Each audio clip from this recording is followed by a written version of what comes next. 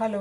മലയാളക്കരയിലെ ഏതൊരു മനസ്സിനെയും വളരെയധികം ദുഃഖത്തിലാഴ്ത്തുന്നതാണ് നടൻ സലീം കുമാറിൻ്റെ അകാല മരണം. അദ്ദേഹത്തെ ഒരു നോക്ക് കാണാൻ ആയിരങ്ങളാണ് ഒഴുകിയെത്തിയത്. ചന്തുവിൻ്റെയും ആരോമലിൻ്റെയും വ്യതകൾ സത്യം പറഞ്ഞാൽ നമ്മുടേതുകൂടിയായിരുന്നു. പക്ഷേ സംസ്കാര ചടങ്ങിന് തൊട്ടുമുമ്പ് അവിടെ നടന്ന സംഭവവികാസങ്ങൾ നമ്മുടെ സാംസ്കാരിക കേരളത്തിന് തന്നെ മാനക്കേടുണ്ടാക്കുന്നതായിരുന്നു. ഒരു മരണവീട്ടിൽ പാലിക്കേണ്ട സാമാന്യ മര്യാദകൾ പോലും മറന്ന് ചിലർ മൊബൈലിൽ ദൃശ്യങ്ങൾ പകർത്താൻ കാണിച്ച വെമ്പലുകൾ തികച്ചും വിമർശന വിധേയമായിരുന്നു.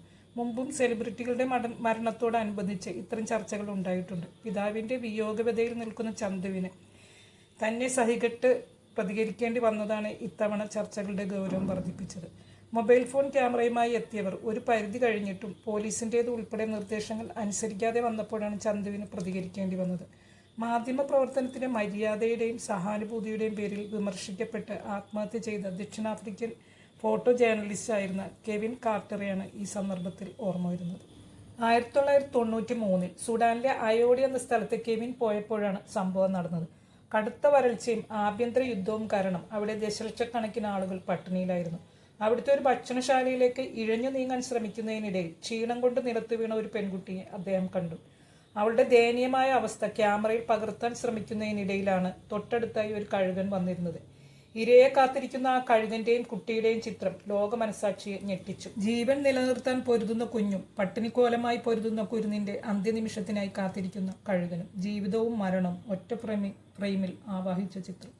1993 മാർച്ച് 26 ന്യൂയോർക്ക് ടൈംസ് ഈ ചിത്രം പ്രസിദ്ധീകരിച്ചു. അതോടെ ചിത്രത്തെക്കുറിച്ചും കെവിൻ കാർട്ടറിന്റെ മനുഷ്യത്വത്തെക്കുറിച്ചും ലോകമെമ്പാടും വലിയ ചർച്ചകൾ നടന്നു. കുട്ടിയെ സഹായിക്കുന്നതിന് പകരം ഫോട്ടോ എടുക്കുകയാണ് വേണ്ടത് എന്ന് പലരും അദ്ദേഹത്തെ വിമർശിച്ചു. ഫോട്ടോ എടുത്ത ശേഷം താൻ ആ കഴുകനെ ഓടിച്ചെന്നും കുട്ടി പിന്നെ എഴുന്നേറ്റ് ഇഴഞ്ഞു നീങ്ങാൻ തുടങ്ങിയെന്നും കാർട്ടർ പിന്നീട് വിശദീകരിച്ചിരുന്നു. ഈ ചിത്രത്തിന് 1994 ഫീച്ചർ ഫോട്ടോഗ്രാഫിക്കുള്ള പുലിറ്റ്സർ പുരസ്കാരം അദ്ദേഹത്തെ തേടിയെത്തി. എന്നാൽ അദ്ദേഹം പകർത്തിയ ചിത്രത്തിലെ യാഥാർത്ഥ്യങ്ങളും യുദ്ധത്തിന്റെ ഭീകരതകളും അദ്ദേഹത്തെ നിരന്തരം വേട്ടയാടിക്കൊണ്ടിരുന്നു.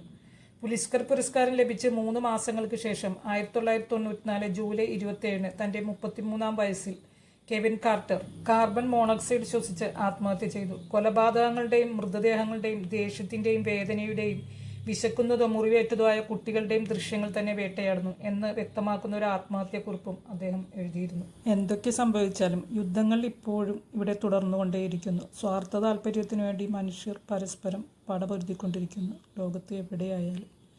നിങ്ങളെൻ്റെ വീഡിയോയെക്കുറിച്ചുള്ള അഭിപ്രായങ്ങൾ കമൻറ്റ് ചെയ്യുമല്ലോ.